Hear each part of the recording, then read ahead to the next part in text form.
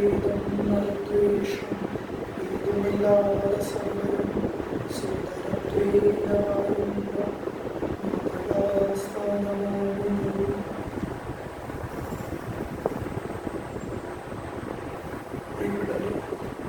എല്ലാവർക്കും സ്നേഹം നിറഞ്ഞ കൂടുകയും ആദ്യമേ തന്നെ മഹത്തായ ഒരു സമൂഹത്തിലേക്ക് വീണ്ടും ക്ഷണിച്ചത് സ്ഥിരം പരിപാടികൾ എങ്കിലും ഈ ഒരു മുറി എനിക്ക് ജീവിതത്തിൽ ഒരിക്കലും മറക്കാൻ കഴിയാത്തതാണ്. കാരണം ഞാൻ ഇന്നുവരെ പങ്കെടുത്ത പരിപാടികളിൽ ഏറ്റവും മനസ്സ് നിറഞ്ഞൊരു പരിപാടിയാണെന്ന് ചോദിച്ചാൽ എനിക്ക് ആദ്യം പറയാനുള്ളത് ഇത് പരിപാടിയാണ്. കാരണം ഗുരുദർശനം ഇന്നത്തെ ഒരു അവസ്ഥ നമ്മൾ ചില സ്ഥലങ്ങളിലൊക്കെ ചെല്ലുമ്പോൾ വെള്ളം ചേർത്ത് പറയണമെന്നാണ് സംഘാടകർ പറയുന്നത്. കഴിഞ്ഞ ഒരു മാസം മുമ്പ് ഒരു പരിപാടിക്ക് പോയപ്പോൾ സംഘാടകരോട് പറയുന്നത് സമൂഹത്തിൽ പല പ്രശ്നങ്ങൾ നടക്കുകയാണ്, അതൊക്കെ സൂചിപ്പിക്കും. അവർ ആദ്യം പറഞ്ഞത് ലവ് ജിഹാദ് കൂടിക്കൂടി വരികയാണ്, നമ്മുടെ പിള്ളേർ മുഴുവൻ മതം മാറി പോവുകയാണ്. അപ്പോൾ അത് പറയും. ക്രിസ്ത്യാനികളും മുസ്ലിങ്ങളും ശക്തമായിക്കൊണ്ടിരിക്കുകയാണ്, അത് ഹിന്ദുക്കൾക്ക് ഭീഷണിയാണ്, അതും പറയും. അങ്ങനെ കുറേ ലിസ്റ്റ് ഞാൻ മൂടിക്കെട്ട് എല്ലാം പറയാമെന്ന് പറഞ്ഞു. ലാസ്റ്റ് വേദികളിൽ ലവ് ജിഹാദിന് എതിരെ സംസാരിച്ചത് ഗുരുവിൻ്റെ മനുഷ്യരുടെ മതം, വേഷം, ഭാഷ എന്ന സന്ദേശമാണ്. അതിൽ വിവാഹം കഴിക്കുന്നതിന് യാതൊരു ദോഷമില്ലാന്ന് ഗുരു പറഞ്ഞേക്കുന്നത്. നമുക്ക് ഗുരുവിൻ്റെ കൂടെ നിൽക്കാനേ സാധിക്കുള്ളൂ. അപ്പം ഇവിടെ ഉള്ളൊരു പ്രത്യേകത, ഗുരുവിൻ്റെ ദർശനം എന്താണോ അത് വെള്ളം ചേർക്കാതെ പറയാൻ പറ്റുകയാണ്. ആരും ഒരു പ്രശ്നം ഉണ്ടാക്കില്ല. അറിയുന്ന ഞാനും കേൾക്കുന്ന നിങ്ങളും ഒരേ ആശയത്തിൽ നിൽക്കുന്നത്. നമ്മുടെ ഇന്നത്തെ വിഷയം വളരെ കോംപ്ലിക്കേറ്റഡ് ആയൊരു വിഷയമാണ്. നമ്മൾ ഇതൊക്കെ എത്രയോ വട്ടം ചർച്ച ചെയ്തതാണെന്നൊക്കെ ചിന്തിക്കുന്നെങ്കിലും കാര്യങ്ങൾ അങ്ങനെയല്ല. ഇതുപോലുള്ള ചർച്ചകൾ വളരെ അപൂർവമായിട്ടാണ് ഈ വിഷയത്തിൽ നടക്കുന്നത്. അപ്പം അത് കാലിക പ്രസക്തമാണെന്ന് ചോദിച്ചു കഴിഞ്ഞാൽ സമൂഹത്തിൽ എന്തൊക്കെയാണ് നടക്കുന്നത് കേരളത്തിൽ നിന്ന് നോക്കുമ്പോൾ പലപ്പോഴും നമുക്ക് മനസ്സിലാവാറില്ല.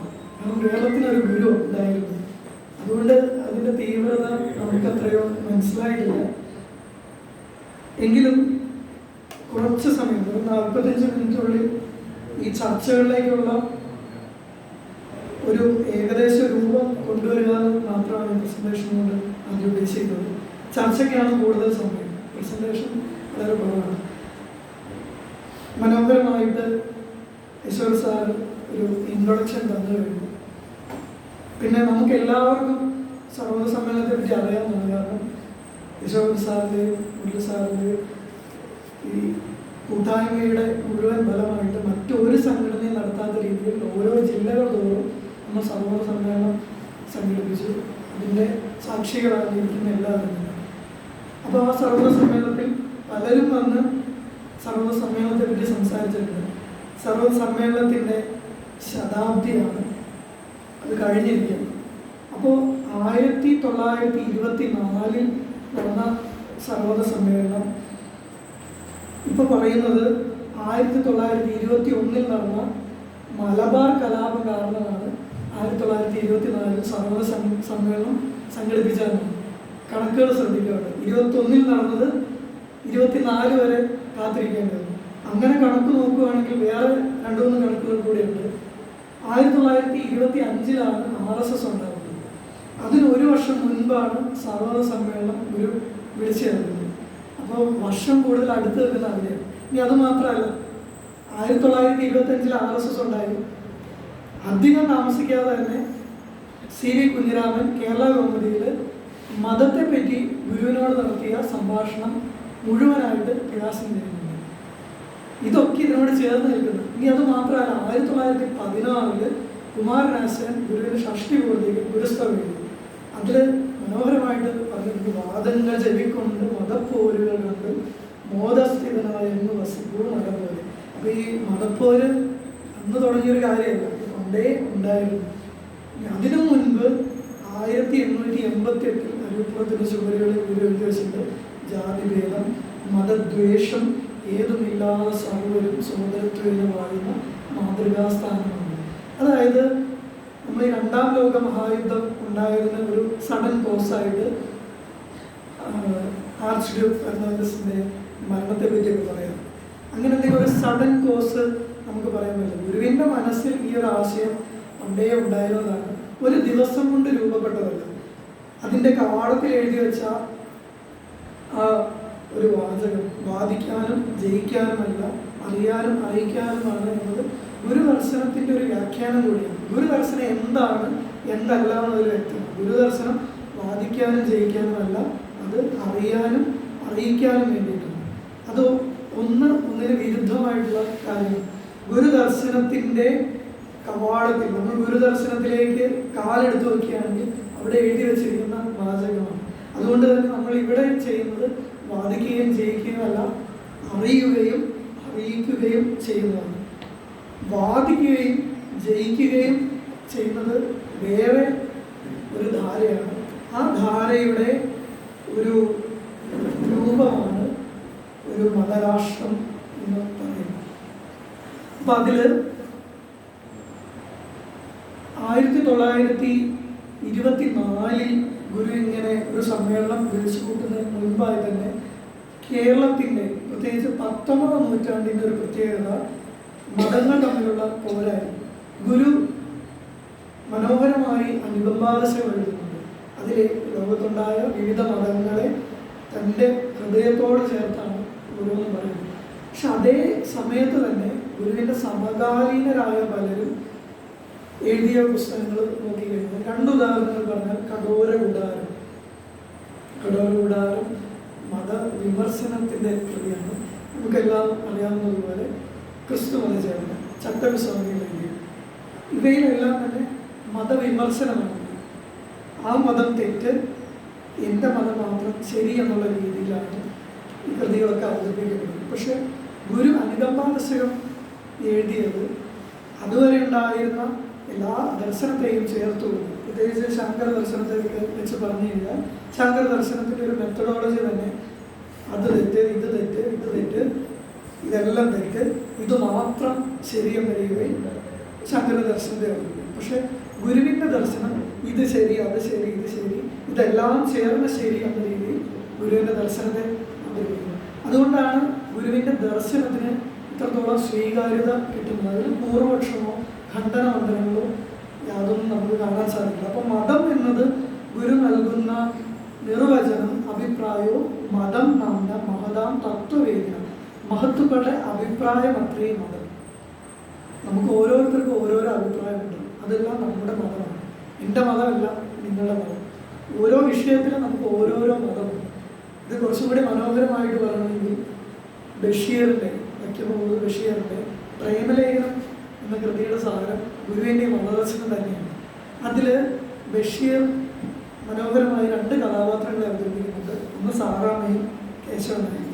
സാറാമ്മയും കേശവൻ നായരും പ്രണയത്തിലാവുകയും അവരൊരു യാത്ര പുറപ്പെടാൻ തീരുമാനിക്കുകയും ചെയ്തു. പേര് പോലെ തന്നെ രണ്ട് മതത്തിൽപ്പെട്ടവരാണ്. അവർ ആ യാത്രയിൽ വണ്ടിയിലാണ് പോയത്. ബസ് ഒരിടത്ത് നിന്ന് നിന്നു. പിന്നീട് ഒരു ചായ കുടിക്കാൻ വേണ്ടി ഒരു കടയിൽ കയറി. അപ്പോൾ കേശവൻ നായർ പറഞ്ഞു 2 ചായ. ജീവിതത്തിൽ ആദ്യമായിട്ടാണ് 2 ചായ ഓർഡർ. പതിവായി 1 ചായയൊക്കെ ഓർഡർ ചെയ്യാറുണ്ട്. പ്രണയത്തിൻ്റെ ഒരു ശക്തി കൂടിയാണ്. അപ്പോൾ അപ്പുറത്തിരുന്ന് സാറാമ്മ പറഞ്ഞു 2 കാപ്പി. അപ്പോൾ തന്നെ നമ്മുടെ പ്രശ്നമായി. ഭാര്യ എന്ന് പറഞ്ഞു, ഭർത്താവ് വേറെ പോയി. പിന്നെ കുറച്ച് നേരം കേശവൻ നായരും ഒന്ന് ആലോചിച്ചു, സാറാമ്മയും ഒന്ന് ആലോചിച്ചു. എന്നിട്ട് കേശവൻ നായർ പറഞ്ഞു ഇവിടെ 1 ചായ. അപ്പോൾ സാറാമ്മ പറഞ്ഞു ഇവിടെ 1 കാപ്പി. ബഷീർ എഴുതുന്നത് കേശവൻ നായർ കാപ്പിയും ചായയും കുടിച്ചു, സാറാമ്മ കാപ്പിയും കുടിച്ചു. പിറ്റേന്നും അതേപോലെ സൂര്യൻ കുടിച്ചു. ഒന്നും സംഭവിച്ചില്ല. അവിടെ മതം എന്നതിന് വിവിധ മാനങ്ങൾ നമുക്ക് കാണാൻ സാധിക്കും. അവിടെ ക്രിസ്ത്യാനിയെന്നോ ഹിന്ദു എന്നോ മാത്രമല്ല, മനുഷ്യന്റെ വ്യക്തി സ്വാതന്ത്ര്യം കൂടിയാണ് അവിടെ മതം എന്ന് പറയുന്നത്. നമുക്ക് പരസ്പരം അഭിപ്രായ വ്യത്യാസങ്ങൾ ഉള്ളവർ തന്നെ ഒരു മേശയുടെ അപ്പുറത്തും ഇപ്പുറത്തും ഇരുന്ന് ചായയും കാപ്പിയും കുടിക്കുന്നത് പോലെ വ്യത്യസ്ത വീക്ഷണ കോണുകളുള്ളവർക്ക് സഹവർത്തിത്വത്തോടുകൂടി കഴിയാൻ സാധിക്കുമെന്നാണ് കഥ പോലും നമ്മൾ കാണിച്ചു തരുന്നത്. ഇതിനൊക്കെ ഗുരുവിൻ്റെ ആശയങ്ങളൊക്കെ ചിതറിക്കിടക്കുന്നുണ്ട്. അതുകൊണ്ടാണ് ഏറ്റവും സിമ്പിളായിട്ട് ഇത് പറയാൻ കാരണം. ഇപ്പോൾ ഗുരുവിൻ്റെ സ്വാഗത പ്രസംഗത്തെ പറ്റിയിട്ട് സാറ് പറഞ്ഞു. അതിലേക്ക് കൂടുതൽ കിടക്കുന്നില്ല, അത് വലിയൊരു സ്വാഗത പ്രസംഗമാണ്. എങ്കിലും ആ പ്രസംഗം അത് പറഞ്ഞത്, അത് വായിച്ചത് സത്യവ്രത സ്വാമികളാണെങ്കിലും അതിൻ്റെ ഹൃദയം മുഴുവൻ ഇരിക്കുന്നത് ഗുരുവിലാണ്. അതിൽ സ്വാമികൾ എടുത്തു പറയുന്നൊരു കാര്യം, നമുക്ക് രോഗങ്ങൾ വന്നു കഴിഞ്ഞാൽ ഹിന്ദുക്കളായ ഒരാൾ ഏതെങ്കിലും അലോപ്പതി മരുന്ന് കഴിക്കാതിരിക്കുന്നില്ല. അത് ഓരോ മതങ്ങളിൽ നിന്നാണ് ഓരോരോ ചികിത്സാ സമ്പ്രദായങ്ങൾ ഉണ്ടായിട്ടുള്ളത്. ഇംഗ്ലീഷ് മരുന്ന് ക്രിസ്ത്യാനികളുടെയാണെന്ന് പറയുന്നത്, അതുപോലെ അഷ്ടാംഗ ഹൃദയം ഉണ്ടല്ലോ അത് ബൗദ്ധരുടെയാണെന്ന് പറയുന്നത്. ഇങ്ങനെ പല ധാരകളുണ്ട്. പക്ഷെ നമുക്ക് ശരീരത്തിന് രോഗം വന്നു കഴിഞ്ഞാൽ നമ്മൾ മതം നോക്കിയിരിക്കുന്നില്ല, ഏത് വേണമെങ്കിലും നമുക്ക് കഴിക്കുന്നതിന് ഒരു ബുദ്ധിമുട്ടില്ല. അപ്പോൾ ശരീരത്തിൻ്റെ ശമനത്തിനായി ഇതൊക്കെ സ്വീകരിക്കാമെങ്കിൽ ആത്മാവിൻ്റെ ശമനത്തിനായിട്ട് ഏത് മതം സ്വീകരിക്കുന്നതിന് എന്താണ് ബുദ്ധിമുട്ട്? അത് ഒരു യുക്തിപരമായിട്ടുള്ളൊരു ചോദ്യമാണ്. മതം എന്നത് വ്യക്തിപരമായൊരു കാര്യമായിട്ടാണ് ഗുരു കണ്ടത്. അതുകൊണ്ടാണ് മതം ഏതായാലും മനുഷ്യൻ നന്നായാൽ മതി എന്ന് പറയുന്നത്. ഇവിടെ മതത്തിനേക്കാൾ പ്രാധാന്യം കൊടുക്കുന്നത് മനുഷ്യനാണ്. മതത്തിന് അധിഷ്ഠിതമായിട്ടല്ല. മതാധിഷ്ഠിതമായിരുന്നുവെങ്കിൽ മനുഷ്യൻ നന്നാവുകയും വേണം എന്ന് മാത്രമല്ല ഇന്ന മതത്തിലുമായിരിക്കണം. പൊതുവെ മതങ്ങളുടെ ഒരു രീതി, ഒരാളെ സഹായിക്കണമെങ്കിൽ പോലും അയാൾ പാവപ്പെട്ടവനായിരിക്കണം, ഒപ്പം തൻ്റെ മതക്കാരൻ കൂടിയായിരിക്കണം. തൻ്റെ മതക്കാരനല്ല എങ്കിൽ പാവപ്പെട്ടവനാണെങ്കിൽ പോലും അയാൾ സഹായം സ്വീകരിക്കാൻ അർഹനല്ല. പക്ഷെ ഗുരു അങ്ങനെയല്ല കണ്ടത്. നിങ്ങൾക്ക് ഏത് മതത്തിലും വിശ്വസിക്കാതിരിക്കാം, അത് നിങ്ങളുടെ സ്വാതന്ത്ര്യമാണ്. അതുകൊണ്ട് ഗുരു പറഞ്ഞത് ആരുടെയും മതസ്വാതന്ത്ര്യത്തെ തടയരുത്. ഇഷ്ടം പോലെ മതം ഉണ്ടെന്നും ഇല്ല എന്നും പറയാൻ അവകാശം വേണം. ഇത് ഗുരുവിൻ്റെ മതദർശനത്തിൽ അടിവരയിട്ട് പറയേണ്ടതാണ്. അതുകൊണ്ടാണ് സഹോദരൻ അയ്യപ്പനോട് ഗുരു ഒരിക്കലും പറഞ്ഞിട്ടില്ല ദൈവത്തെ വിശ്വസിക്കുന്നത്. സഹോദരൻ എന്താണോ വിശ്വസിക്കുന്നത് അത് ഗുരു റെസ്പെക്റ്റ് ചെയ്തിരുന്നു. അപ്പോൾ മതം എന്നത്, ഗുരുവിൻ്റെ മതദർശനം എന്നത് നമ്മൾ മറ്റ് മതക്കാരനോട് എങ്ങനെയാണ് നമ്മുടെ സമീപനം ഉണ്ടാകേണ്ടത്, പരസ്പരമുള്ള ഒരു ബഹുമാനമാണ് ഗുരുവിൻ്റെ മതദർശനത്തിൻ്റെ ഒരു സാരം തന്നെ. ഇനി ഈ മതദർശനത്തെ പറ്റി ആത്മോപദേശത്തിൽ 44 മുതൽ 49 വരെയുള്ള പദ്യങ്ങളിൽ വളരെ വിശദമായിട്ട് പറഞ്ഞു. അതിലേക്ക് കൂടുതൽ പോകുന്നില്ല. എങ്കിലും പല മതസാരവും ഏകം എന്ന് പാരാതെ ഉലകിലൊരാനയിൽ അന്ധരെന്ന പോലെ പലവിധ യുക്തി പറഞ്ഞു പാമരന്മാർ അലവത് കണ്ടറിയാതെ അമർന്നിടണം എന്ന് പറഞ്ഞ് എല്ലാ മതങ്ങളുടെയും സാരം ഒന്നാണെന്ന് അറിയാതെ കണ്ണ് കാണാൻ പറ്റാത്ത ആളുകൾ ആനയെ കാണാൻ പോയി അവരുടെ ഓരോ അവയവങ്ങളിലും പിടിച്ച് ഇതാണ് ആന എന്ന നിഗമനത്തിൽ എത്തിച്ചേർന്നതുപോലെ ആകാതിരിക്കുക. ഓരോ അവയവങ്ങളിലും ചെന്ന് തൊട്ട് എല്ലാ അവയവങ്ങളിലും ഒരുമിച്ച് തൊട്ട് ആന എന്ന രൂപത്തെ പൂർണ്ണമായി അറിയുമ്പോഴേ നമുക്ക് ആനയുടെ പൂർണ്ണ ചിത്രം ലഭിക്കും. അതുപോലെ തന്നെയാണ് മതങ്ങളുടെ കാര്യം. ഒരു മതത്തെ മാത്രം അറിഞ്ഞ ഒരാൾക്ക് എല്ലാ മതങ്ങളുടെയും സാരം ഒന്നാണെന്ന് അറിയാൻ പറ്റില്ല. അതുകൊണ്ട് മതപോരുകൾക്ക്, മതമൗലികവാദത്തിന് ഗുരു നൽകിയ മരുന്ന്, സിദ്ധ ഔഷധം എല്ലാവരും എല്ലാ മതങ്ങളും പഠിക്കുക എന്നായിരുന്നു. അതുകൊണ്ടാണ് 1924 സർവ്വമത സമ്മേളനത്തിന് ശേഷം ശിവഗിരിയിൽ സർവ്വമത പാഠശാല ഉണ്ടാക്കണമെന്ന് ഗുരുവിൻ്റെ കൽപ്പനയുണ്ടായി. ആ സർവ്വമത പാഠശാലയിൽ എല്ലാ മതങ്ങളെയും സമബുദ്ധിയോടും സമഭക്തിയോടും കൂടി പഠിക്കണമെന്ന് നിർദ്ദേശിക്കാനില്ല.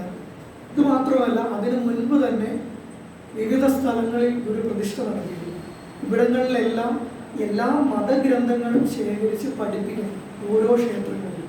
ഇത് ഗുരുവിൻ്റെ കൽപ്പനയാണ്. എല്ലാ ക്ഷേത്രങ്ങളിലും എല്ലാ മതഗ്രന്ഥങ്ങളും ശേഖരിച്ച് പഠിപ്പിക്കണമെന്ന് ഗുരുവിൻ്റെ കൽപ്പന ഉണ്ടായിരുന്നു. ഇനി ജാതിഭേദം മതദ്വേഷം ഏതുമില്ലാതെ സർവ്വരും, ആ 4 വരിയിൽ ജാതിഭേദം എന്നത് വളരെ എടുത്തു പറയേണ്ടതാണ്.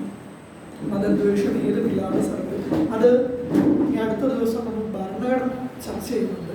അപ്പോൾ അതിലേക്ക് കൂടുതൽ പോകുന്നില്ലെങ്കിലും ഇതിനോട് കൂട്ടിച്ചേർത്ത് പറഞ്ഞാൽ ഇന്ത്യൻ ഭരണഘടന എന്നത് ഗുരുദർശനമായിട്ട് എങ്ങനെ ബന്ധപ്പെട്ടിരിക്കുന്നു ചോദിച്ചു കഴിഞ്ഞാൽ ഗുരുദർശനത്തിൽ അധിഷ്ഠിതമാണ് ഇന്ത്യൻ ഭരണഘടന എന്ന് പറയേണ്ടി വരും. കാരണം ഈ 4 വരിയുടെ ഒരു വലിയ ആശയലോകം ഭരണഘടനയിൽ നമുക്ക് ഉടനീളം കാണാൻ സാധിക്കുന്നതാണ്. ഭരണഘടനയുടെ പ്രിയാമ്പിളിൽ ഇത് കാണാൻ സാധിക്കും.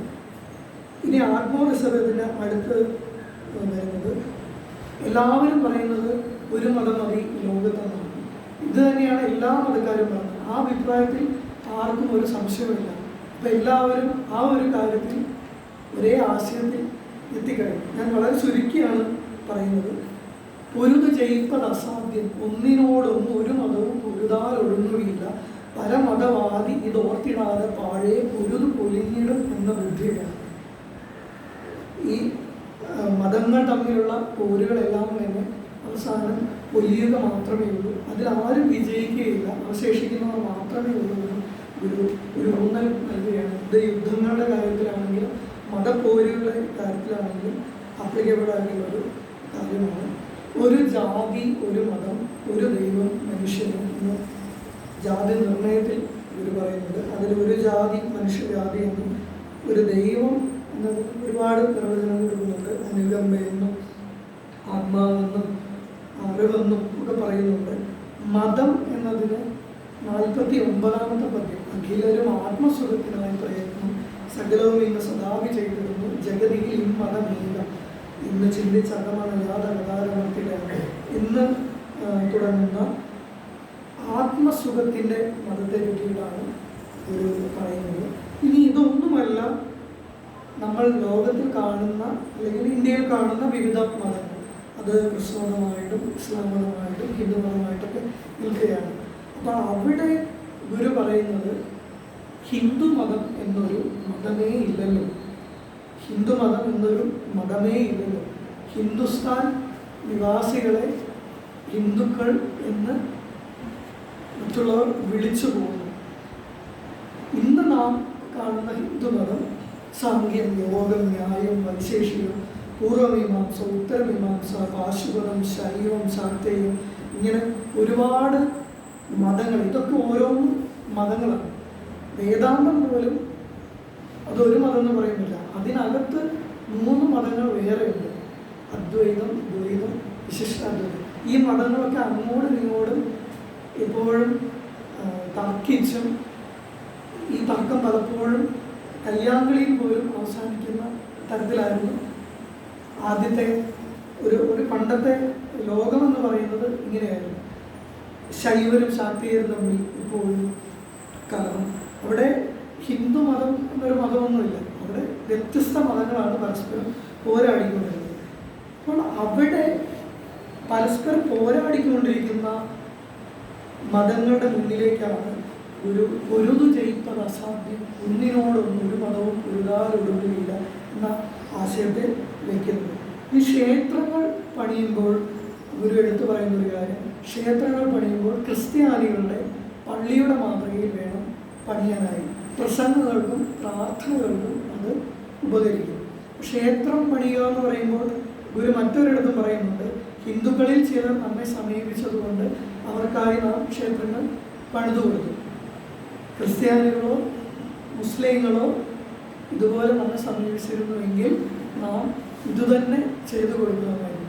അപ്പോൾ മറ്റുള്ളവർ അധികം സമീപിച്ചില്ല. വന്നവർ കൂടുതലും ഹിന്ദുക്കളായിരുന്നു. എങ്കിലും ഒരു ഹിന്ദു ക്ഷേത്രങ്ങളായിരുന്നില്ല അവിടെ നിർമ്മിച്ചു കൊടുത്തത്. അത് എല്ലാ മതങ്ങൾക്കും സ്വീകാര്യമായ തരത്തിലുള്ള ഒരു ആരാധനാലയമായിരുന്നു. പിന്നെ ഗുരുദർശനത്തെ പൊതുവെ നമ്മൾ മതാതീതമെന്നും അല്ലെങ്കിൽ മതേതരം എന്നൊക്കെ പറയാറുണ്ട്. അപ്പോൾ ഈ മതാതീതം എന്ന വാക്ക് ഒരു പരിധിവരെ ശരിയാണ്.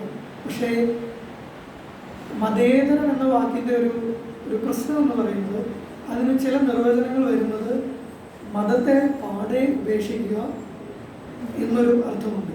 അപ്പോൾ ഒരു മതത്തെ സ്വീകരിക്കാതിരിക്കുക എന്നുണ്ട്. സെക്യുലർ എന്നൊരു വാക്കും ആ ഒരു അർത്ഥത്തിലല്ല, അതൊരു ഇംഗ്ലീഷ് വാക്കാണ്. ഇംഗ്ലീഷ് വാക്കിൻ്റെ അർത്ഥം ഈ മതേതരം എന്നൊരു വാക്കല്ല, അതൊരു മതനിരപേക്ഷം എന്ന വാക്കാണ് കൂടുതൽ സ്വീകാര്യമായിട്ടുള്ളത്. ഒരു മതത്തോടും പ്രത്യേക മമതയില്ല, എല്ലാ മതത്തെയും ഒരുപോലെ സ്വീകരിക്കുന്നു, ഈക്വലായിട്ട് എല്ലാ മതങ്ങളെയും റെസ്പെക്റ്റ് ചെയ്യുക എന്നുള്ളത്. അതാണ് ഗുരു ചെയ്തത്. ഒരു മതത്തെയും നമുക്ക് തള്ളിക്കളയുകയല്ല, എന്നാൽ ഒരു മതത്തിൻ്റെയും വക്താവായിട്ട് നിലകൊള്ളുകയുമല്ല.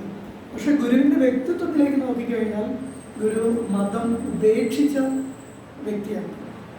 1916 അത് ജാതിയില്ലാ വിളംബരം എന്നാണ് സാധാരണ പറയുന്നത്. ജാതിയില്ലാ വിളംബരം എന്ന് മാത്രമല്ല, നമ്മൾ അത് എഴുതി വെച്ചേക്കുന്നത് കൃത്യമായിട്ട് അറിയാം. നാം ഒരു പ്രത്യേക ജാതിയിലോ മതത്തിലോ എന്ന് പറയുന്നത്. അപ്പം മതം നമ്മൾ വിഴുങ്ങിക്കളയുകയാണ്. ജാതി മാത്രമല്ല, മതവും ഒരു ഉപേക്ഷിക്കുകയാണ്. അത് ശാസ്ത്രീയ സ്വാമി മനോഹരമായി പറയുന്നത്, ഒരു ട്രെയിനിനകത്ത് നിന്ന് നിങ്ങൾക്ക് ട്രെയിനേക്കാൾ വേഗത്തിൽ സഞ്ചരിക്കാൻ സാധിക്കില്ല. ആ ട്രെയിനേക്കാൾ വേഗത്തിൽ സഞ്ചരിക്കണമെങ്കിൽ ആ ട്രെയിനിൽ നിന്നും പുറത്തിറങ്ങി മറ്റൊരു ട്രെയിനിൽ നിന്നാലോ അല്ലെങ്കിൽ മറ്റൊരു വാഹനത്തിൽ നിന്നാലേ ഈ ട്രെയിനേക്കാൾ വേഗത്തിൽ സഞ്ചരിക്കാൻ സാധിക്കുള്ളൂ. അപ്പം അതുകൊണ്ട് ഒരു മതത്തിൽ നിന്ന് കഴിഞ്ഞാൽ എല്ലാ മതവും മതങ്ങളുടെ ആശയം എന്താണെന്നോ അല്ലെങ്കിൽ എല്ലാ മതം പഠിക്കണമെന്നൊന്നും പറയാൻ പറ്റില്ല. ഈ മതങ്ങൾക്കൊക്കെ പുറത്തു വരികയാണ്. അത് ഗുരു തന്നെ പറയുന്നുണ്ട്, സൂക്ഷ്മം അറിഞ്ഞവന് മതം പ്രമാണമില്ല, മതത്തിന് അവൻ പ്രമാണമാണ്. സൂക്ഷ്മം അറിഞ്ഞവന് മതം പ്രമാണമില്ല, മതത്തിന് അവൻ പ്രമാണം. പക്ഷെ ദൗർഭാഗ്യം വെച്ചാൽ ഇന്ന് ഗുരുവിനെ വിലയിരുത്തുന്നത് ഇതുപോലുള്ള പല പല മതങ്ങളുടെയും ആശയങ്ങളുടെയും കണ്ണുടലുകളുടെയും.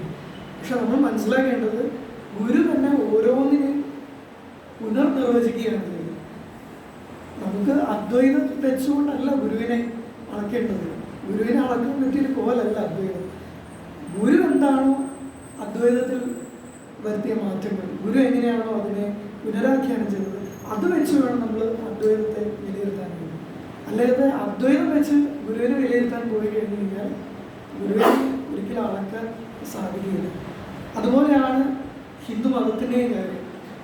ഇത്രയും വ്യക്തമായിട്ട് മതം ഉപേക്ഷിച്ചു പറഞ്ഞ ഗുരുവിനെ ഹിന്ദു മതത്തിലേക്ക് കൊണ്ടുപോയി കെട്ടാൻ ശ്രമിച്ചു കഴിഞ്ഞാൽ അത് ഗുരു പറഞ്ഞത് കേട്ടിട്ട് പോലില്ല എന്നാണ് അർത്ഥം. അപ്പോൾ അവിടെ ഹിന്ദു സന്യാസി ഒന്നും കൂടി ഗുരുവിനെ വിളിച്ചു കഴിഞ്ഞാൽ അതിലും വലിയ ഗുരുനിന്ദ വേറെയില്ല. കാരണം 1928 ധർമ്മസംഘം രൂപീകൃതമാകുന്നത്. അതിന് ഗുരു മുന്നോട്ട് വെച്ച ഏറ്റവും വലിയ നിർദ്ദേശം ജാതിയും മതവും ഉപേക്ഷിച്ചവർക്ക് സന്യാസം കൊടുക്കുക. ഞാൻ പറയുന്നതല്ല, ഇപ്പോഴും ശിവയിൽ ചെന്ന് കഴിഞ്ഞാൽ സന്യാസിമാർ ധർമ്മസംഘത്തിൽ അംഗങ്ങളാകാൻ വേണ്ടി ഒരു ഫോം ഫില്ല് ചെയ്ത് വരും. അതിൽ 6ാമത്തെ ചോദ്യമുണ്ട്, ജാതി മതഭേദങ്ങൾ വെടിഞ്ഞ വ്യക്തിയാണ്. അതിൽ ആണെന്ന് പറഞ്ഞാലാണ് ധർമ്മസംഘത്തിൽ സന്യാസിയാകാൻ കഴിയുള്ളൂ. അതുകൊണ്ട് തന്നെ ധർമ്മസംഘത്തിലെ സന്യാസിമാരെന്ന് പറഞ്ഞു കഴിഞ്ഞാൽ ജാതിക്കും മതത്തിലും അതീതരാണ്. അവർ എങ്കിലാണ് എല്ലാവരെയും മനുഷ്യരായി ഒരുപോലെ ചേർത്ത് നിർത്താൻ കഴിയും. പിന്നെ ഇതിന് അപവാദങ്ങളായി പലരും മതസമ്മേളനങ്ങളൊക്കെ പോയിട്ടുണ്ട്. അത് അവരൊക്കെ ഗുരുവിൻ്റെ ദർശനത്തെ മനസ്സിലാക്കാത്തത് കൊണ്ടാണെന്ന് പറയുന്നതിൽ ഒരു മടിയും കാണിക്കുന്നില്ല. അവരൊന്നും ഗുരുവിനെ മനസ്സിലാക്കിയിട്ടില്ല. മനസ്സിലാക്കിയിട്ടുണ്ടെങ്കിൽ അങ്ങനെയുള്ള പരിപാടികൾക്ക് പോവുകയില്ല. ലോകത്ത് ഇങ്ങനെ ഒരു സംഘം ശിവഗിരിയിലെ ശ്രീനാരായണ ധർമ്മസംഘം മാത്രമേ ഉള്ളൂ. അത് ഗുരുവിൻ്റെ സങ്കല്പമായിരുന്നു. അത് വെറുതെ പറയുന്നില്ല. ഗുരുവിൻ്റെ കാലത്ത് തന്നെ ഗുരുവിൻ്റെ ശിഷ്യനാകാൻ എണസ്റ്റ് കെർക്ക് അദ്ദേഹത്തിന് വസ്ത്രമായിട്ട് കോട്ടും സ്യൂട്ടും ടൈയുമാണ് ഉള്ളത്. പേര് മാറ്റിയില്ല. കൂടെ സ്വാമി എന്ന് ചേർത്ത് സ്വാമി എണസ്റ്റ് കെർക്കെന്ന് ചേർക്കുകയാണ് ചെയ്യുന്നത്. അപ്പോൾ ഒരു സ്വാമിയെ കോട്ടും സ്യൂട്ടൊക്കെ ഇട്ട് നമുക്ക് ഇന്ന് സങ്കല്പിക്കാൻ പറ്റും. ഞാനിവിടെ പാൻസും ഷർട്ടൊക്കെ ഇട്ടാണ് വന്നിരുന്നെങ്കിൽ എന്നെ കാണുന്നത് വേറൊരു തരത്തിലായിരിക്കും. പക്ഷെ ഗുരുവിന് അങ്ങനെയും സന്യാസിയെ സങ്കല്പിക്കാൻ കഴിഞ്ഞില്ല. പിന്നീട് ആർക്കും അങ്ങനെ സന്യാസിയെ സങ്കല്പിക്കാൻ കഴിഞ്ഞിട്ടുമില്ല എന്നതാണ് ഗുരുവിൻ്റെ ആ സങ്കല്പത്തിൻ്റെ പ്രസക്തി എന്നത്. എന്ന് മാത്രമല്ല, ഗുരുവിൻ്റെ ശിഷ്യരാകാൻ വേണ്ടി മതം മാറി വന്നവരുണ്ട്. 2 ഉദാഹരണം പറഞ്ഞാൽ, ഇന്ന് ഖാദർ മുസ്ലിം ആയിരുന്നു, കന്ദസ്വാമി എന്ന പേര് സ്വീകരിച്ച് ഹിന്ദു ആയിരുന്നു. ഗുരു പറഞ്ഞു, ആരും മനസ്സിലായില്ല, കന്ദസ്വാമിയാണ്. ആരും കന്ദസ്വാമി, ഞാൻ ഖാദറായിരുന്നു, ഇപ്പോൾ കന്ദസ്വാമിയാണ്. നമുക്ക് ഖാദറിനെ അറിയും, പോയി ഖാദറായി വരുമെന്ന് പറഞ്ഞ് തിരിച്ച് മുസ്ലിം ആക്കിയിട്ട് തൻ്റെ ശിഷ്യനാക്കുകയായിരുന്നു. ഇതുപോലെ തന്നെ ക്രിസ്ത്യാനിയായിരുന്ന ചാക്കോ ഹിന്ദു മതം സ്വീകരിച്ചു. ഇവർ തിരിച്ച് അവരുടെ മതത്തിലേക്ക് തന്നെ വിടുകയാണ് ചെയ്തത്. ശരിക്കും പറഞ്ഞാൽ ഹിന്ദുത്വ ശക്തികൾ നടത്തുന്ന കർവാബസി അതിന് മുമ്പേ നടത്തിയത് ഗുരുവായിരുന്നു. ഇത് ശ്രദ്ധിക്കേണ്ട ഒരു കാര്യമാണ്. എന്ന് മാത്രമല്ല, ഒരു അവസരത്തിൽ ഗുരു ഇത് ധർമ്മം മാസികയിൽ രേഖപ്പെടുത്തിയിട്ടുള്ളതാണ്. ഒരാള് വലിയ പ്രസംഗം നടത്തുകയാണ്. ഈ ഹിന്ദുക്കളെല്ലാം ക്രിസ്ത്യാനികളുടെയും മുസ്ലിങ്ങളുടെയൊക്കെ പരിപാടിക്ക് പോയി അതിൽ ചെന്ന് പെടുകയാണ്, ഒരു മതം മാറിക്കൊണ്ടിരിക്കുകയാണ്, ഇത് എത്രയും പെട്ടെന്ന് നിർത്തണം എന്നൊക്കെ പറയുമ്പോൾ ഗുരു പറയുന്നത് പ്രസംഗകൻ്റെ ഹൃദയം ഇത്രത്തോളം ഇടുങ്ങി പോകുന്നു. അത് അദ്ദേഹത്തോട് മാത്രം പറഞ്ഞല്ല, ഇന്നുള്ള പല ആൾക്കാരോടും പറഞ്ഞാണ്. വർഗീയ പ്രസംഗങ്ങൾ നടത്തുന്ന എല്ലാവരോടുമുള്ള ഒരു മറുപടി കൂടിയാണ്. നമ്മുടെ ഹൃദയം ചുരുങ്ങി പോകുന്നതിൻ്റെ ലക്ഷണങ്ങളാണ് ജാതിക്കും മതത്തിനും ഒക്കെ പ്രാധാന്യം കൊടുത്ത് അതിൻ്റെ പേരിൽ മനുഷ്യരെ സംഘടിപ്പിച്ച് അതിൻ്റെ പേരിൽ മനുഷ്യരെ ഭിന്നിപ്പിക്കുന്ന ഒരു ഏർപ്പാട് തന്നെ. സന്യാസ സംഘം പോലെ തന്നെ ഗുരുവിൻ്റെ മതസ്വാതന്ത്ര്യം എന്നത് ആരുടെയും മതസ്വാതന്ത്ര്യത്തെ തടയരുത്. അത് ഗുരു എടുത്തു പറയുന്നതാണ്. സഹോദരൻ അയ്യപ്പൻ ദൈവമില്ല എന്ന് ലോകം മുഴുവൻ പറഞ്ഞു നടക്കുന്നു. ഗുരു അത് എത്രയും പെട്ടെന്നൊന്ന് പറഞ്ഞ് സഹോദരനെ തിരുത്തണമെന്ന് പറഞ്ഞപ്പോൾ ഗുരു നൽകിയ മറുപടി സഹോദരൻ പറയുന്നത് ശരിയാണ്, അങ്ങനെയും ആകാമെന്നാണ്. സഹോദരൻ പറഞ്ഞത് ജാതി വേണ്ട, മതം വേണ്ട, ദൈവം വേണ്ട, മനുഷ്യന് വേണം ധർമ്മം, യഥോചിതം എന്ന്. ധർമ്മം ഉണ്ടെങ്കിൽ ഇതിൻ്റെയൊന്നും ആവശ്യമില്ല. അപ്പോൾ ഗുരുവിന് അങ്ങനെ ഒരു കാര്യം കൂടി ഉണ്ടായിരുന്നു. ഗുരുവിൻ്റെ തർക്കത്തിനായ ഒരാൾ വരുമ്പോൾ പോലും അയാളോട് തർക്കിക്കാനല്ല ശ്രമിച്ചിരുന്നത്. ഒരിക്കൽ വാഗ്ഭടാനന്ദൻ ഗുരുവിൻ്റെ അടുത്ത് വന്ന് പറഞ്ഞത്, എനിക്ക് അങ്ങയുടെ അഭിപ്രായം അല്ല എന്ന്. അദ്ദേഹം വിഗ്രഹ പ്രതിഷ്ഠകൾക്ക് എതിരായിരുന്നു. ഗുരുവാണെങ്കിൽ വിഗ്രഹ പ്രതിഷ്ഠകൾ നടത്തി ഒരുപാട് ക്ഷേത്രങ്ങൾ പ്രതിഷ്ഠിക്കുന്നു. അങ്ങനെ ഇതിങ്ങനെ കൂടി വന്നപ്പോൾ അദ്വൈതിയായ വാഗ്ഭടാനന്ദന് ഇത് സ്വീകാര്യമായില്ല. കാരണം അദ്വൈതികൾ പൊതുവെ ഒരു സഗുണോപാസനയിലേക്ക് പോകാറില്ല, അവർ നിർഗുണോപാസനയിലാണ് നിൽക്കാറ്. രൂപമില്ലാത്തൊരു ദൈവത്തെ ആരാധിക്കുകയെന്നില്ല. പക്ഷെ ഗുരു ഒക്കെയും ചെയ്തത് മറ്റുള്ളവർക്ക് വേണ്ടിയിട്ടുണ്ട്. അപ്പം അതുകൊണ്ട് ഗുരു നൽകിയ മറുപടി എനിക്ക് അങ്ങയുടെ അഭിപ്രായമല്ല എന്ന് പറഞ്ഞപ്പോൾ ഗുരു അദ്ദേഹത്തോട് പറഞ്ഞത് എനിക്ക് അങ്ങയുടെ അഭിപ്രായമാണ് എന്ന് തർക്കിക്കാൻ പറ്റും. അങ്ങനെ ഒരു സമീപനമാണ് ഗുരു സ്വീകരിച്ചിരുന്നത്. ഇത് മതത്തിൻ്റെ കാര്യത്തിൽ മാത്രമല്ല, ജീവിതത്തിൽ ഉടനീളം ഗുരു സ്വീകരിച്ചിരുന്ന ഒരു ആശയമാണ്. ഈ മതസ്വാതന്ത്ര്യമാണ് ആർട്ടിക്കിൾ 25 മുതൽ 28 വരെ പറയുന്നുണ്ട്. 25 പറയുന്നത് ഈ സ്വാതന്ത്ര്യമാണ്. സാറിവിടെ സൂചിപ്പിച്ചു, ഇന്ത്യൻ ഭരണഘടനയിൽ രാഷ്ട്രത്തിന് നമ്മളൊരു മതം പറയുന്നില്ല. നമ്മുടെ പാർട്ടീഷൻ എല്ലാവർക്കും അറിയാവുന്നതാണ് അതിൻ്റെ ചരിത്രമൊക്കെ. ഇന്ത്യൻ പാകിസ്ഥാനും വിഭജിച്ചു. നമ്മുടെ സ്വാതന്ത്ര്യത്തിൻ്റെ ഒരു മധുരത്തോടൊപ്പം ഏറ്റവും വലിയ മുറിവായി തീർന്നത് ഇന്ത്യ മതത്തിൻ്റെ പേരിൽ വെട്ടിമുറിക്കപ്പെട്ടു എന്നുള്ളതാണ്. അപ്പം അതിലേക്ക് വന്നു കഴിഞ്ഞാൽ ഇനി ഇത് ഏകദേശം ഗുരു ദർശനത്തിൻ്റെയും ഗുരുവിൻ്റെ മതത്തിൻ്റെയും ഒരു സാധനം ലഭിച്ചു എന്ന് കരുതുന്നു. ഇനി ഹിന്ദു രാഷ്ട്രം എന്ന സങ്കല്പത്തിലേക്ക് വന്നു കഴിഞ്ഞാൽ അന്നത്തെ വിഭജനത്തിൻ്റെ ഒപ്പം തന്നെ ഉണ്ടായിരുന്ന ഒരു ആശയമാണ് പാകിസ്ഥാൻ എന്ന് പറയുമ്പോൾ അത് മുസ്ലിങ്ങളുടെ രാഷ്ട്രമാണ്, ഇത് ഹിന്ദുസ്ഥാനാണ്. അപ്പോൾ ഇത് ഹിന്ദുക്കളുടെ രാഷ്ട്രം, അത് മുസ്ലിങ്ങളുടെ രാഷ്ട്രം. അപ്പോൾ ഇത് ഇപ്പോഴും വിശ്വസിക്കുന്ന ആൾക്കാരാണ് എന്തെങ്കിലും പറഞ്ഞു കഴിഞ്ഞാൽ അപ്പം തന്നെ പാകിസ്ഥാനിലേക്ക് പോകാൻ പറയുന്നത്. കാരണം അത് ആണ് മുസ്ലിങ്ങളുടെ രാഷ്ട്രം, ഇവിടെ മുസ്ലിങ്ങൾക്ക് വസിക്കാൻ അവകാശമില്ല എന്നാണ് അവർ കരുതുന്നത്. പക്ഷേ ഇന്ത്യൻ ഭരണഘടന അങ്ങനെയല്ല നിലപാടെടുത്തത്. രാഷ്ട്രത്തിന് മതമില്ല, ഏതൊരാൾക്കും ഏത് മതത്തിലും വിശ്വസിക്കാനുള്ള അവകാശമുണ്ട്, മതം പ്രാക്ടീസ് ചെയ്യാനുള്ള അവകാശമുണ്ട്. എന്ന് മാത്രമല്ല മതം പ്രചരിപ്പിക്കാനും അവകാശമുണ്ട്. പലരും മതപ്രചാരണം പാടില്ല, അതിനെ അടി വെടി അങ്ങനെയൊക്കെ നേരിടണമെന്ന് പറയും. പക്ഷെ ഇത് ഭരണഘടന നൽകുന്നൊരു അവകാശമാണ് ഒരു മതത്തെ പ്രചരിപ്പിക്കാനുള്ളത്. നമ്മൾ ചെയ്യുന്നതും അത് തന്നെയാണ്. ഇതൊരു ആശയമാണ്. ഈ ആശയത്തെ ആശയം അഭിപ്രായമാണ്, ഇതൊരു മതമാണ്. ഈ മതത്തെ നമ്മൾ പ്രചരിപ്പിക്കുന്നു. അത് ആർക്കും അതുകൊണ്ടൊരു ഉപദ്രവം ഉണ്ടാകുന്നില്ല. ഇത് പ്രചരിപ്പിക്കാനുള്ള നമ്മുടെ അവകാശമാണ്. അപ്പം ഇതേ സ്വാതന്ത്ര്യമാണ് ഏതൊരാൾക്കും ഉള്ളത്, ഭരണഘടന നൽകുന്ന അവകാശമാണ്. അപ്പോൾ ഹിന്ദു രാഷ്ട്രം എന്നൊക്കെ പറയുമ്പോൾ ഇലക്ഷൻ റിസൾട്ടൊക്കെ നോക്കിയിരിക്കുന്ന ഒരു സന്ദർഭത്തിൽ കൂടിയാണ് ഈ ഒരു വിഷയം ചർച്ച ചെയ്യുന്നത്, ഹിന്ദു രാഷ്ട്രം വന്നു കഴിഞ്ഞാൽ അത് ഏറ്റവും കൂടുതൽ വെല്ലുവിളിയാകുന്നത് ഗുരുദർശനത്തിനാണ്. കാരണം ഗുരുദർശനത്തിൻ്റെ നേരെ വിപരീതമാണ് ഹിന്ദു രാഷ്ട്രം എന്ന് പറയുന്നത്. ഗുരു തന്നെ പറഞ്ഞിട്ടുണ്ട്, നമുക്ക് സന്യാസം എന്നത് ബ്രിട്ടീഷുകാരാണ്. രാമാദികളുടെ കാലത്ത് പോലും, രാമൻ്റെ കാലത്ത് പോലും ശൂദ്രാദികൾക്ക് സന്യസിക്കാൻ അവകാശമില്ലായിരുന്നു. ഇപ്പോൾ ഇഷ്ടംപോലെ എല്ലാവർക്കും സന്യസിക്കാമെന്നാണല്ലോ. അപ്പോൾ ഗുരുക്കന്മാരായില്ലേ എന്ന് ചോദിക്കുന്നു. ഈ ഹിന്ദുരാഷ്ട്രത്തിൻ്റെ വേറെ പേരാണ് രാമരാജ്യം എന്ന് പറയുന്നത്.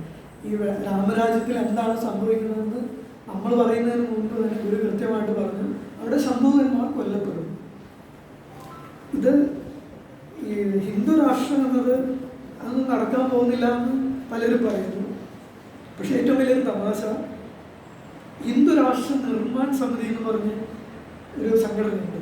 ഇവരുടെ ലക്ഷ്യം തന്നെ ഹിന്ദു രാഷ്ട്രം ഉണ്ടാക്കുക എന്നുള്ളത്. അതിൻ്റെ ശങ്കരാചാര്യർ, അതിൻ്റെ പരിഷത്ത് പ്രസിഡന്റ് സ്വാമി ആനന്ദ് സ്വരൂപ് 2022 ഫെബ്രുവരിയിൽ യു പിയിൽ വെച്ചിട്ട്, യു പിയിലെ പ്രയാഗ്രാജ് എന്ന സ്ഥലത്ത് വെച്ചിട്ട് അവിടെ ഒരു മാഗ് മേളമാണ്, ഒരു ഹിന്ദുക്കളുടെ ഒരു സമ്മേളനമാണ്. അവിടെ വെച്ച് പുതിയൊരു ഭരണഘടന അവതരിപ്പിക്കുകയോട് ചെയ്തു.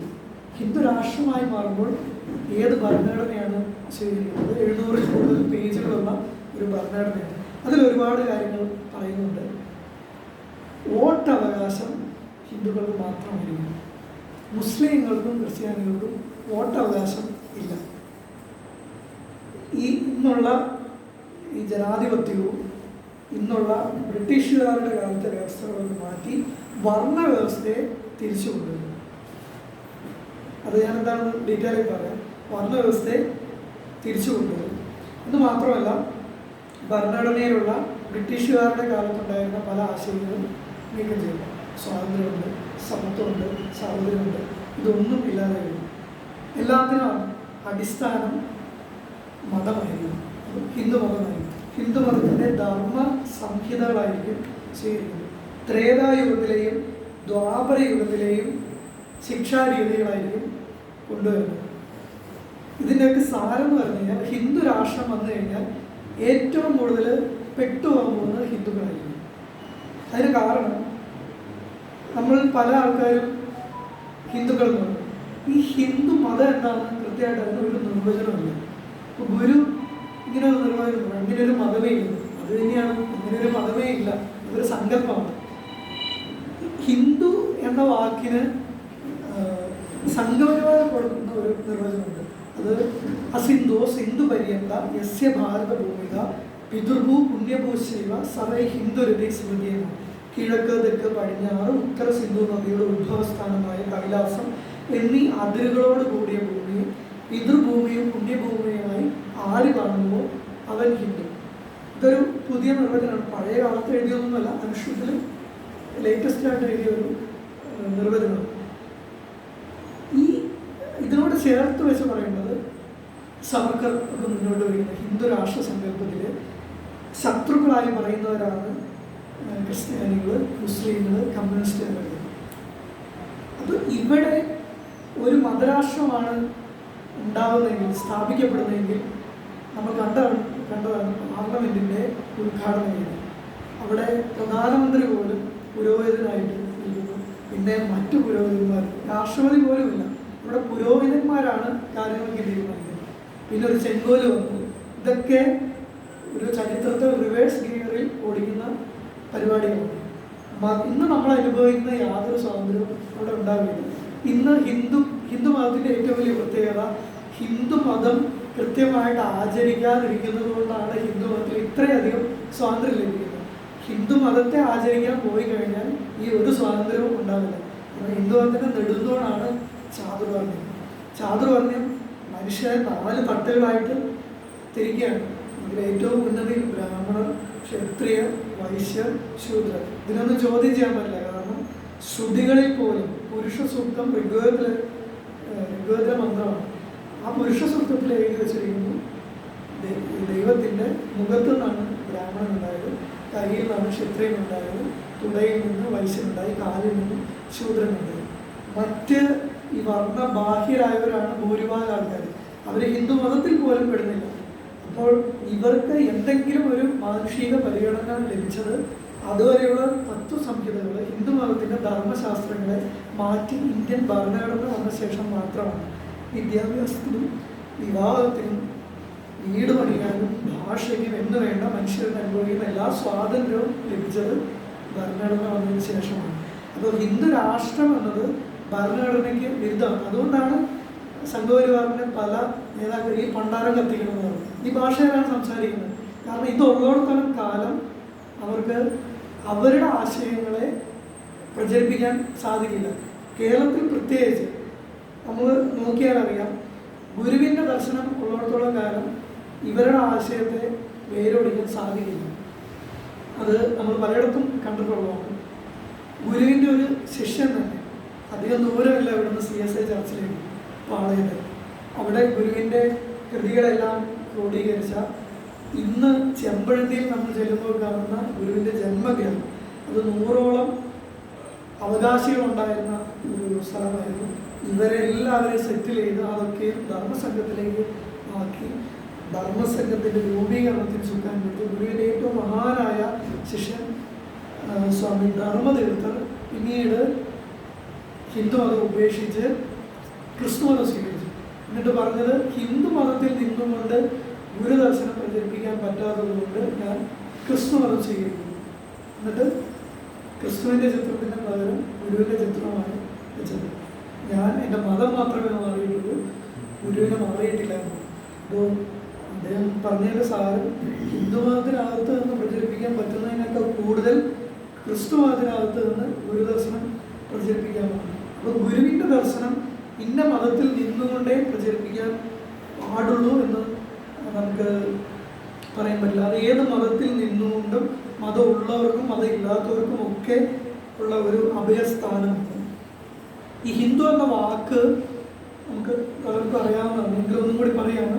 പേർഷ്യൻ ഭാഷയിൽ ഇൻഡസ് വാലി, ഇൻഡസ്, സിന്ധു എന്ന വാക്കിനെ സകാരം മാറിയാണ് ഹകാരമായിട്ട് വന്നത്.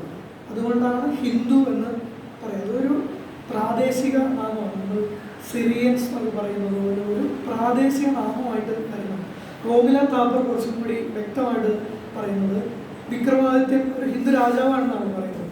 ഇന്ന് അറിയപ്പെടുന്ന ഹിന്ദു രാജാവാണ് വിക്രമാദിത്യൻ.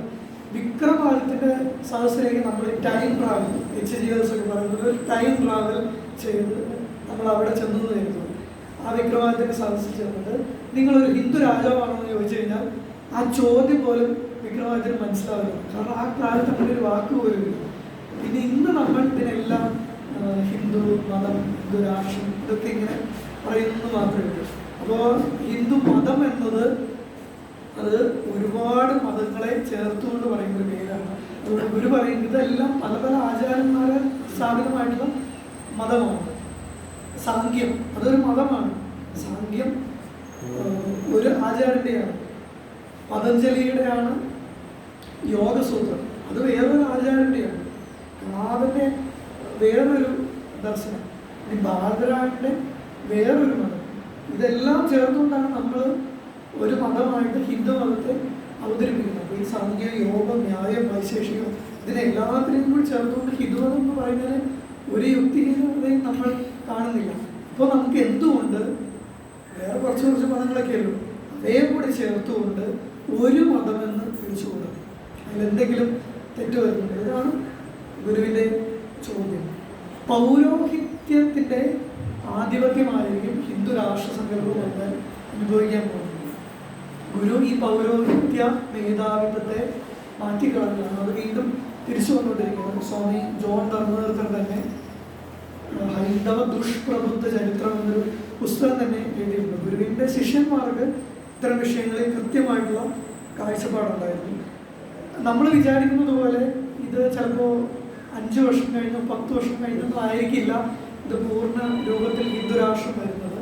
നമ്മളൊക്കെ മരിച്ച ശേഷമായിരിക്കും ചിലപ്പോൾ വരുന്നത്. പക്ഷേ ഇത് ഭരണഘടനയെ തന്നെ അട്ടിമറിച്ചുകൊണ്ടിരിക്കുകയാണ്. ഇപ്പോൾ തന്നെ പണ്ടുണ്ടായിരുന്ന ഒരു നിയമപ്രകാരം പാർലമെൻറ്റിൽ ഭൂരിപക്ഷം ഉണ്ടെങ്കിൽ മാത്രമേ ഭരണഘടന അമെൻഡ് ചെയ്യാൻ പറ്റുള്ളൂ എന്നാണ്. ഇനി സ്വാഭാവികമായിട്ടും മോഡി കഴിഞ്ഞ പ്രാവശ്യത്തേക്കാൾ കൂടുതൽ ഭൂരിപക്ഷത്തോടു കൂടി വരാനാണ് സാധ്യത. പിന്നെ ഞാൻ എടുത്തു പറയുന്ന ഒരു കാര്യം, നമ്മൾ ഇതൊക്കെ സംഘപരിവാറിനോ അല്ലെങ്കിൽ BJP മാത്രം പറയുന്നത്, എല്ലാ പാർട്ടിയിലുള്ള ആൾക്കാരുടെ ഉള്ളിലും ഇത്തരം ആശയങ്ങളുണ്ട്. അതിപ്പോൾ നമ്മൾ കമ്മ്യൂണിസ്റ്റുകാർക്കും കോൺഗ്രസ്സുകാർക്കും ഒന്നും പറയേണ്ട കാര്യമില്ല. അവർ വോട്ട് ചെയ്യുന്നത് ചിലപ്പോൾ കമ്മ്യൂണിസ്റ്റുകാർക്കും കോൺഗ്രസ്സുകാർക്കും ഒക്കെ ആയിരിക്കും. പക്ഷേ ഇവരോടൊക്കെ ചോദിച്ചു കഴിഞ്ഞ് അവരുടെ ഉള്ളിൽ അത്രത്തോളം മതവിദ്വേഷം നമുക്ക് കാണാൻ സാധിക്കും. അത് സംഘപരിവാർ പറയുന്നതിനൊക്കെ തീവ്രമായ ഒരു ഹിന്ദുത്വ ആശയമായിരിക്കും അവരുടെ ഉള്ളിൽ. ഇവരൊക്കെ ധരിച്ചിരിക്കുന്നത് ഹിന്ദു രാഷ്ട്രം വന്നു കഴിഞ്ഞു കഴിഞ്ഞാൽ ഹിന്ദുക്കൾക്ക് ഒരു സുവർണ കാലഘട്ടം, ഒരു ഗോൾഡൻ ഇറ എന്ന് പറയുന്നത് തിരിച്ചു വരികയും ഹിന്ദുക്കൾക്ക് ഒരു നല്ല കാലം വരുമെന്നാണ് അവർ കരുതിയിരിക്കുന്നത്. എന്നാൽ അങ്ങനെയല്ല കാര്യങ്ങൾ. പിന്നെ ആ ഭരണഘടനയുടെ കരട് അവതരിപ്പിച്ചപ്പോൾ, ഈ പുതിയ കരട് തന്നെയാണ് 2022 പറയുന്നത്, ഡൽഹി എന്ന തലസ്ഥാനം മാറ്റി വാരണാസിയിലേക്കാണ്. വാരണാസിയിലാണ് രാമക്ഷേത്രം ഉള്ളത്. ഈ രാമക്ഷേത്രം എന്നൊക്കെ പറയുന്നത് വെറുതെ ഒരു ക്ഷേത്രമായിട്ട് കാണേണ്ട കാര്യമില്ല. ഇപ്പോൾ ഒരു പള്ളിയാണ് പൊളിച്ചത്. 300-ൽ കൂടുതൽ പള്ളികൾ തർക്കത്തിലുണ്ട്, അതിൻ്റെ ലിസ്റ്റുണ്ട്. ഹിന്ദുരാഷ്ട്രമൊക്കെ ആയി കഴിഞ്ഞാൽ ഒരു പള്ളി കാണില്ല. പള്ളി എന്ന് മാത്രമല്ല, ഗുരുമന്ദിരങ്ങൾ പോലും കാണില്ല.